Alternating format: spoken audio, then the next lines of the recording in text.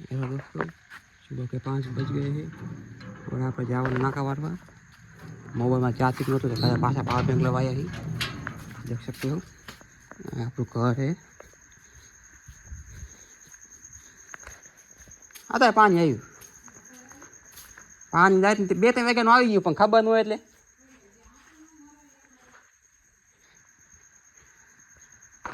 દિયા જાયગો નહીં હરવા શું देख सकते हो। तो घर तो खाली बधु पप्पा मम्मी बता नाखवा वाला हो गया है। हाँ देख सकते हो, यहाँ पर रूम है। यहाँ पर मुझे नया भी ना नहाવાનું बाकी है,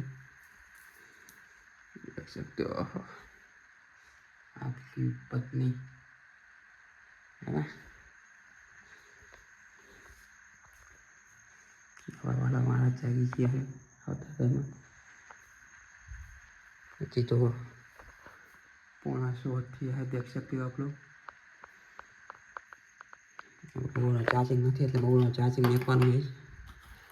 મોબાઈલ ચાર્જિંગ મેકી ફ્રેશ થઈ પછી પાછું નોકરી જવાનું નાકા વાળવા।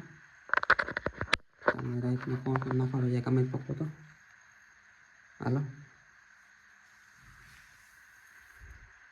मिलते हैं दूसरे वक्त में, तब तक के बाय बाय।